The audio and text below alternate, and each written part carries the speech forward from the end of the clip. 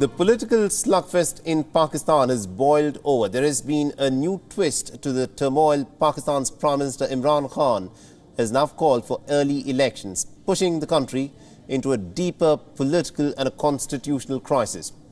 After Imran Khan's proposal, the Pakistani President Arif Alvi has also announced that he has dissolved the National Assembly. In his address to the nation, Imran Khan said that the political conspiracy with foreign interference had failed to topple his democratically elected government in Pakistan.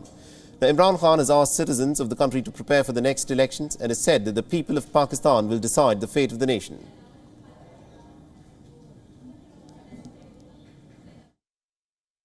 मैं आज अपनी सारी कौम को मुबारक देना चाहता हूँ कि नेशनल असेंबली के हमारे स्पीकर ने मुस्तरद किया, रिजेक्ट किया एक वो मूव रिजीम चेंज की जो कोशिश की गई थी पाकिस्तान के 22 करोड़ अवाम में, एक बाहर से प्लान किया हुआ नो कॉन्फिडेंस मोशन जिसके पीछे एक फॉरेन एजेंडा था, और जो आज स्पीकर ने उसको जो रिजेक्ट किया है और ये नो कॉन्फिडेंस को जो रिजेक्ट किया, मैं सारी कौम को आज मुबारक देता हूँ। अपनी कौम को आज कहता हूँ कि आप इलेक्शंस की तैयारी करें और आपने फैसला करना है। किसी बाहर की कुव्वत, किसी करप्ट लोगों ने फैसला नहीं करना कि इस मुल्क का मुस्तकबिल क्या होगा। आपने फैसला करना है इस मुल्क का, और इंशाअल्लाह हम प्रेसिडेंट साहब को जब एडवाइस चला जाएगा, असेंबलीज डिसॉल्व हो जाएंगी और फिर आगे जो भी प्रोसीजर है अगले इलेक्शन का, केयर टेकर गवर्नमेंट का, वो अब शुरू हो जाएगा। मैं अपनी कौम को मुबारक देता हूँ और मैं अल्लाह का शुक्र अदा करता हूँ कि इतनी बड़ी साजिश जो मुल्क से की जा रही थी, एक इलेक्टेड 22 करोड़ की कौम जिसकी इलेक्टेड हुकूमत को गिराने की कोशिश की गई है, इस साजिश से वो आज फेल हो गई है। Imran Khan's announcement came just minutes after the Deputy Speaker adjourned the National Assembly session, calling the session as simply unconstitutional. The Deputy Speaker said that the session was a contradiction and a contravention of Article 5 of the Constitution, and he added that he rejected the attempt at a regime change via a conspiracy by a foreign nation to intervene and interfere in the politics of Pakistan. Pakistan के खिलाफ opposition ने अदम एतमाद की तारीख 8 मार्च 2022 को पेश की थी। अदम एतमाद की तारीख आइन, कानून और रूल्स के मुताबिक होना जरूरी है। किसी गैर मुल्की ताकत को यह हक नहीं कि वो साजिश के तहत पाकिस्तान के अवाम की मुंतखब हुकूमत को गिराए। वजीर कानून ने जो नुकात उठाए हैं वो दुरुस्त है, वैलिड है, लिहाजा मैं रूलिंग देता हूँ कि अदम एतमाद की करारदाद आइन और कौमी मुख्तारी व आज़ादी से मुनाफी है और रूल्स और ज़ाब्ते के खिलाफ है। ये करारदाद में मुस्तरद डिसअलाउ करने की रूलिंग देता हूँ। ईवान की कार्रवाई रोक की जाती है। फरमान में इस्लामी जमहूरिया पाकिस्तान के दस्तूर के आर्टिकल 54 की शिक 3 के तहत तजवीज़ करदा इख्तियारात को बरबेकार लाते हुए कौमी असम्बली का जुमा 25 मार्च 2022 को तलब करदा इजलास इसके काम के इख्तिताम पर बाज़रिया हाज़िर बर्खास्त करता हूँ। A piece of paper that Imran Khan flashed in his rally in Islamabad last week, a document that allegedly contained evidence of an international conspiracy to topple his government, has once again become the center of the political crisis in Pakistan. Now, the opposition is protesting both inside and outside the Pakistani parliament. They claim that they had the numbers to cross the magic figure of 172. They had, remember, shown the support of at least 174 lawmakers earlier this morning. In the National Assembly, the joint opposition has called the Speaker's ruling as simply unconstitutional. And the opposition has said that it will now take the matter to the Pakistan's Supreme Court. It's also decided to hold a sit-in at the Assembly until the Supreme Court takes a decision.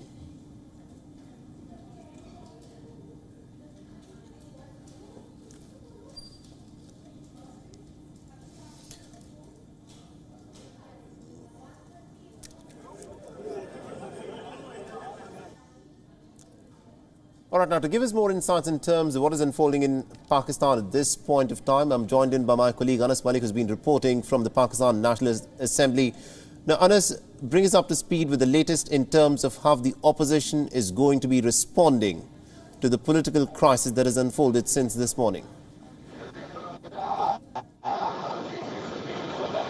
Well, Saleh, there's high drama, and the drama seems to continue as I talk to you. The opposition has called their own session of the National Assembly as I talk to you, and it's currently ongoing in the hall that's right in front of me. I'm sitting in the press gallery, and earlier in the morning, we saw that unprecedented measure by the Pakistani Prime Minister of sending assembly to dissolve the assembly. That was later followed by a confirmation by the Pakistani president as well, and he has also dissolved the assemblies. And now, opposition has called for a parallel session. That is, leader of the opposition, or former leader of the opposition, is currently addressing the assembly. And to quote Shehbaz Sharif, he says that we've been made a laughing joke today in the entire world, and that the no confidence motion was submitted before the House on the demand of the 22 crore people of Pakistan. Now, the Deputy Attorney General Raja Khalid has resigned, and Raja Khalid Mahmood Khan has resigned, and he says that the steps that have been taken by the government are unconstitutional. They are against what the Constitution enshrines, against the law, and that he cannot defend the government anymore. Therefore, he is resigning. As per media reports, the Chief Justice of Pakistan has also summoned his fellow judges for consultations at his residence. Today is a Sunday. Remember, the courts are closed. What also is to be noted is that the opposition has demanded that they will be rather announced, and not just demanded, that they will be going against Article 6 proceedings against the Prime Minister and the Deputy Speaker. Article 6 basically entails to the proceedings of pertaining to that of treason, and it remains to be seen whether or not how will that be implemented. But for now, the drama seems to continue here in Islamabad, with Ayaz Sadiq taking the seat of the chair and holding and rather presiding a parallel session of the assembly that's currently ongoing. Saleh? Now, the obvious question, Anas, is what is even the significance of holding a parallel session at this point of time? Because quite clearly it is only the opposition lawmakers who I presume are left inside the National Assembly in Pakistan.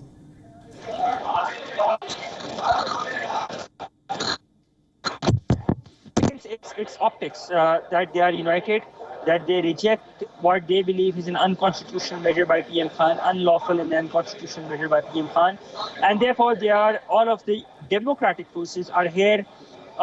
They believe in the supremacy of the parliament. They believe in the supremacy of the law, and therefore they are here.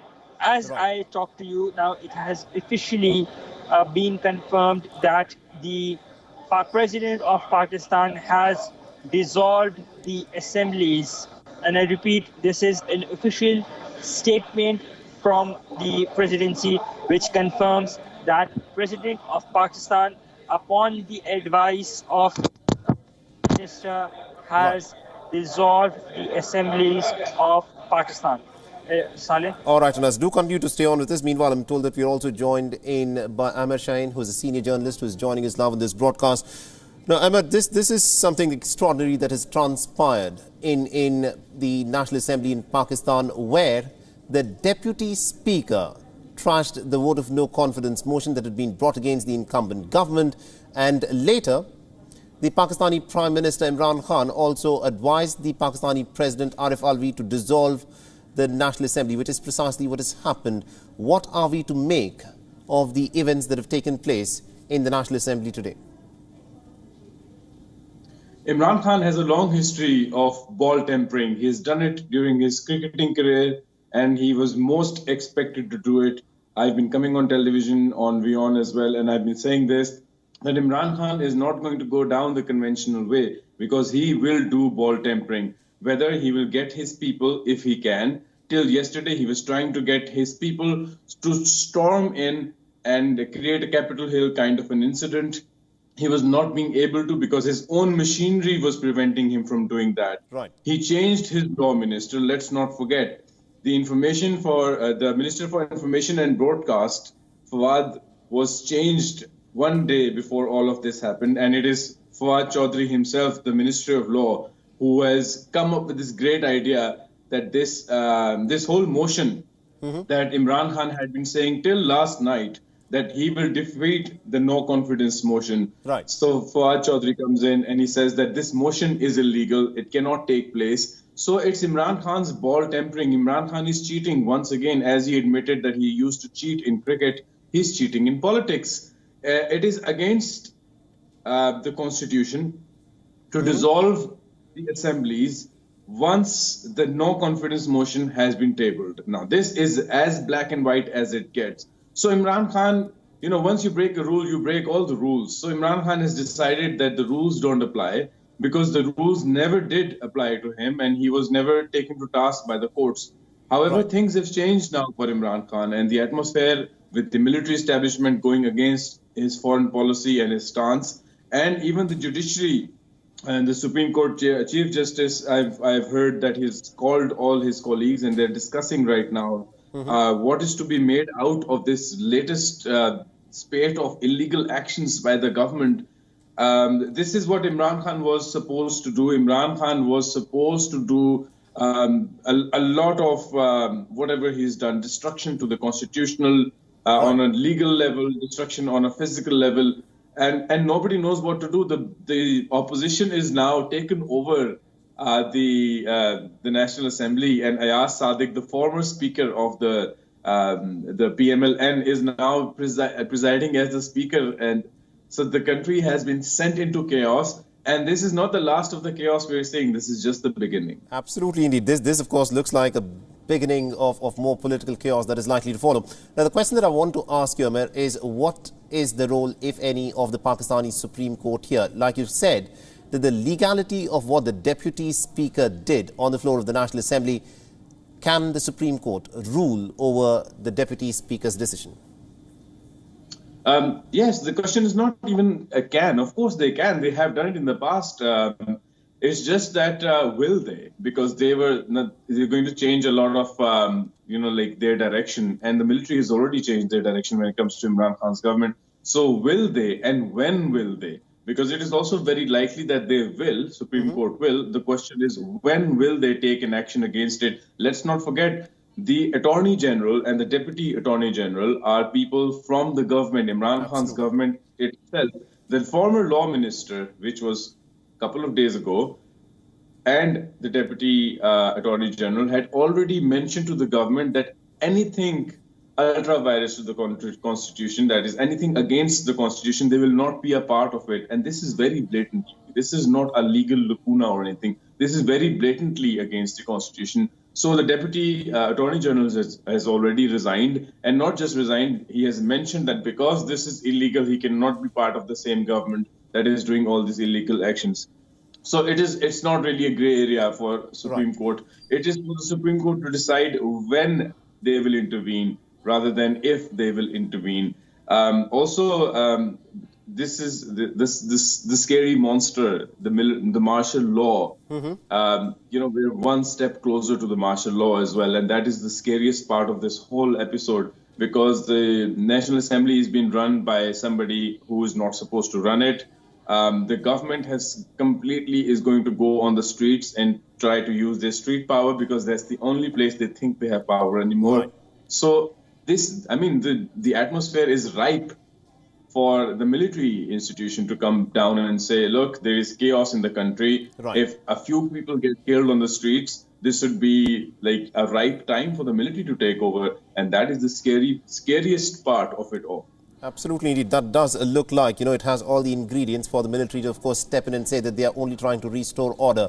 But at this point of time, many would say that one of the reasons why Imran Khan got into trouble was because he was trying to stand up against the military. And the fallout happened when he was trying to appoint the DG ISI, and that is what has led to this entire crisis after a sequence of events.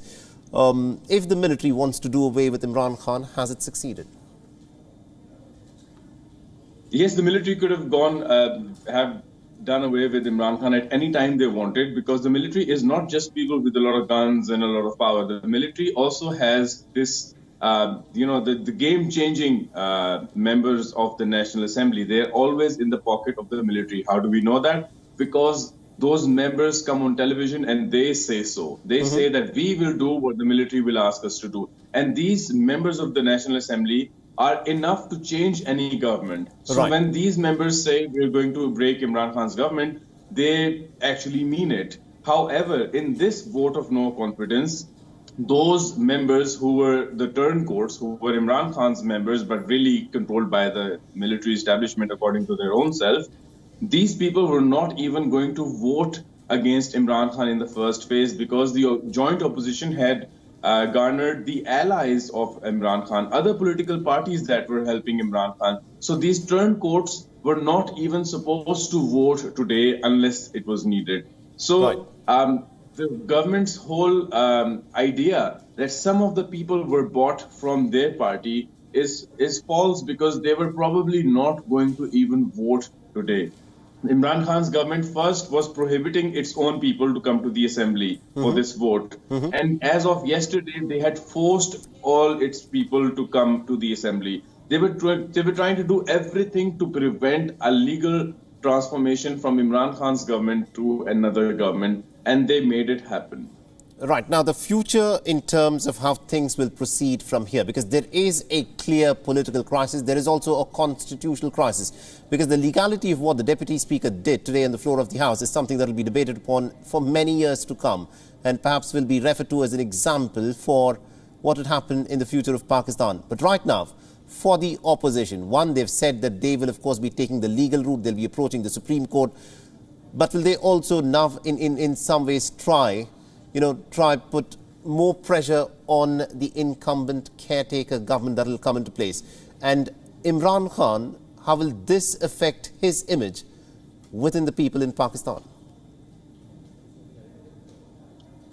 Imran Khan has already lost a lot of his image as a leader, as a savior that some of the people at least thought, because Imran Khan has really spiraled this country down the drain. So Imran Khan has lost his his popularity, especially, when he tried to use the roads, when he tried to show his power on the streets of Pakistan. Imran Khan immediately realized that he had to go down another route because the people power was not there. Now, this kind of thing that Imran Khan's government has been done before, but it has been done by the untouchables. It has been done by military establishment. Never before, I cannot recall such a blatant misuse of position and breaking down of every constitutional norm there ever was. This is I can't remember if a civilian, of course, General Pervez Musharraf could have done anything he wanted, and of course he got away with it. Of course, he was charged with Article 6 as well, and he still was allowed to leave the country and never return if he doesn't want to. But that was a general. Generals are not tried in courts because courts are, judges are selected by intelligence agencies and all of that. But this is, sorry for the French, but this is what we call a bloody civilian in Pakistan. Civilians, when they break the law, when they break the constitution, usually there is a price to pay. It's never been done in the way the Deputy Speaker has broken the constitution in Pakistan. But I think that in order to save their reputation, the Supreme Court is going to do something against these people. It's extremely likely. Right. Imran Khan is going to try to create more unrest. That is the future of Pakistan. He's going to try all the avenues in which he can create unrest, legal, on the street, in terms of political maneuvering. He's going to try to get those people back, try to buy them using his ATM machines that he has. So he's going to try to do everything. The Supreme Court, there has already been filed with the Supreme Court. I was just looking at the breaking news as you were speaking. So it's just been filed. They're trying to get the Supreme Court to hear the matter today. Right. So there's going to be this legal battle on the Supreme Court that's going to go on. The military establishment has clearly shown, after divulging from the foreign policy of Imran Khan, the military has already shown, although they shouldn't declare what the foreign policy should be, but they've already shown that they're not on the side of Imran Khan. They've contradicted Imran Khan in the best of manner, and the courts take a cue from that too. So it's not looking very good for Imran Khan, but it's also not looking very good for Pakistan. Absolutely, indeed. Next very crucial 24 hours. Now, Amir, I want you to weigh in very quickly and shortly on how the people within Pakistan would be looking at it. In 2018, when Imran Khan had stormed to power, he was seen as an outsider, someone who was free from the taint of corruption, from political maneuvering. He had promised that he will usher in Naya Pakistan, a new Pakistan. Now, no Prime Minister in Pakistan has been able to complete his term. Imran Khan won't be able to do that either. But the manner in which he's managed to escape from that vote of no confidence and call in these new elections, he's clearly shown that he's a consummate politician and will manage to, if he can, grab onto and hang on to power as much as far as possible he can. And this clearly shows that the Naya Pakistan of Imran Khan is very much like the old Pakistan that we are so familiar with. Yes, when people were really, some of the people, I mean, let's not forget there was massive rigging in order to get Imran Khan into the government. And we've been reporting on that and showing evidence of that too. So, but there were, I mean, needless to say, of course, there were millions of supporters of Imran Khan as well. They wanted a Naya Pakistan. And as soon as they entered the Naya Pakistan, more and more of them wanted to go back to the Purana, the old Pakistan. And this is what the opposition was, is going to run their election campaign on. Let's go back to the Pakistan that we destroyed. Right. So Imran Khan has lost his popular vote on the streets. And Imran Khan, till last night, late in the morning today, Imran Khan's strategy was completely different. He was not going to dissolve the National Assembly. He was not going to get the president to dissolve them. His idea was that once we lose the vote of no confidence, we will use delay tactics. We will not, the president can, we will prevent the next prime minister from being elected and meanwhile rule the country and then make changes. Let's not forget, the biggest threat to Pakistan now that the assemblies have been deselected are two things. Number one is the electronic voting machine. You know, every time we are investigative journalists, we have investigated every time there's a new way to rig elections. Last time it was the RTS system. The results were changed within that system and Imran Khan was brought into power. This time is going to be electronic voting machines and millions of foreign voters that are going to change, because let's not forget, last time it was 1,000 voters that were changing the result. So 500 foreign votes can be placed in any constituency to change the ruling, to change the outcome of that voting. So Imran Khan can still win. And also not forget that the new leader, Shehbaz Sharif, is the Imran Khan 2.0, the next selected Prime Minister of Pakistan as well. So nothing is changing, just a face. Absolutely, indeed. Amir Shaheen, thank you very much indeed for joining us and getting us all those insights. WION is now available in your country. Download the app now and get all the news on the move.